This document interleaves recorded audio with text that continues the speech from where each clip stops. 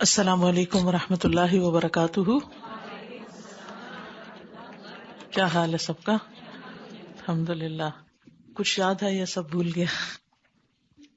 استاذہ میں نے اس آیت پہ غور کیا، وَأُشْرِبُوا فِي قُلُوبِهِمُ الْعِجْلَ. تو الحمدللہ اللہ نے توفیق دی، تھوڑا جائزہ لیا محبت کا نا، کہ دلوں میں کس کس کی محبت ہے. پیٹس کی بھی محبت کا آپ نے ذکر کیا تھا، تو پھر میں نے گھر جا کے اپنی بلی کو دیکھا.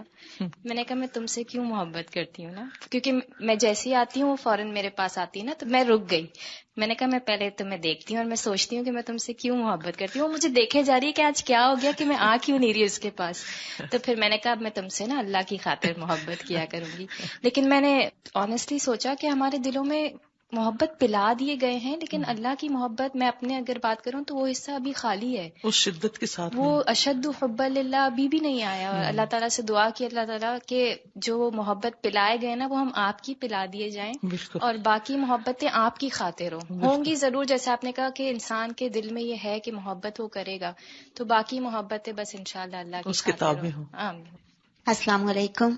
آیت نمبر 104 پہ میں غور کر رہی تھی کہ جب ان کو رائنا کہا گیا تو انہوں نے فوراً بات مان لی، سمینا و اطعنا کر لیا. منظور نہ جی تو یہ مجھے بتا رہی تھی بات کہ جھگڑے سے بہتر ہے کہ ہم اپنی کوئی چیز ایسی اختیار کر لیں جو آپس میں اتفاق پیدا کرے، کیونکہ اسی سے ہی لفظوں میں نرمی آ جاتی ہے، رویوں میں نرمی آ جاتی ہے، تو ایک مقصد پہ فوکس رہتا ہے، ورنہ کافی morale ڈاؤن ہو بعض جاتا ہے. اوقات حق پہ ہوتے ہوئے جھگڑا چھوڑ دینا چاہیے. ٹھیک ہے نا، حق پہ ہوتے ہوئے جھگڑا چھوڑ دینا چاہیے. یعنی بعض اوقات ہم یہ سوچتے ہیں کہ میں رائٹ ہوں، آئی ایم رائٹ، تو یہ میرا رائٹ ہے، میں پیچھے کیوں ہٹوں اس سے.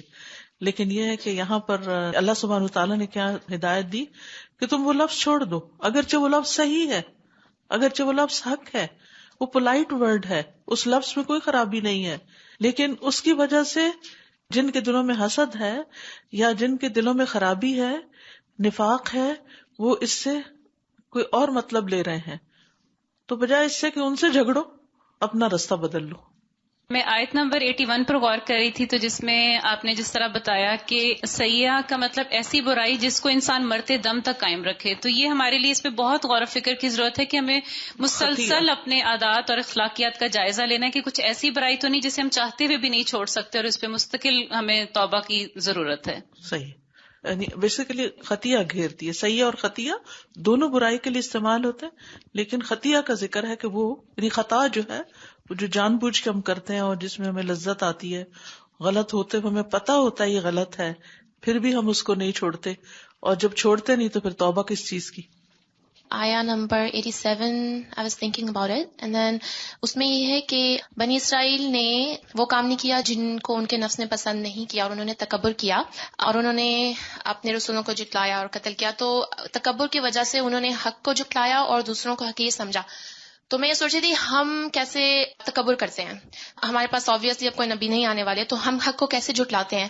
تو اگر ہمیں کوئی حق کی بات بتاتا ہے تو کیا ہم اس کو پہچانتے ہیں، کیا ہم اس کو ایکسیپٹ کرتے ہیں؟ اگر ہمیں اپنا کوئی بچہ کچھ بتاتا ہے تو ہم اس کو ایکسیپٹ کرتے ہیں، یا پھر ہم اس کو چھوٹا سمجھ کے نظر انداز کر دیتے ہیں اور ہم یہ کہتے ہیں کہ نہیں تمہاری دادی دادا یہ کرتے تھے اور ایسے ہو رہا ہے، یا پھر کچھ اور ہم اس کو کہتے ہیں کہ نہیں تمہیں نہیں پتا، یا ہم ایکسیپٹ کرتے ہیں. تو آئی تھنک یہ بھی آئی واز تھنکنگ تکبر کا ہی آئی تھنک یعنی ہم اپنے آپ کو بڑی چیز سمجھتے ہیں نا. اگر چھوٹا ایک صحیح بات کرے تو ہم اس کو چھوٹا سمجھ کے چپ کرا دیتے ہیں، تو ایسا نہیں ہونا چاہیے. السلام علیکم. بس میں اس میں یہ غور کر رہی تھی کہ ہمیں دل کو اچھا رکھنا چاہیے، اور یہ کہ جو بھی بات ہے کہہ دینی چاہیے مگر اچھے طریقے سے بات کریں. جی ہاں، اچھے طریقے سے. اختلاف بھی ہو، انکار بھی ہو، کچھ بھی ہو، لیکن انداز غلط نہ ہو. جی، انداز ٹھیک ہونا چاہیے. اگر ہم کوئی سوال کریں تو اچھا سوال کریں، سمجھداری کا سوال کریں.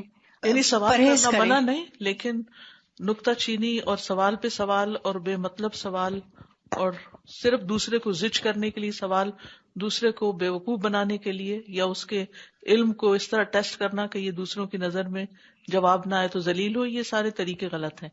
چلیے آگے شروع کرتے ہیں.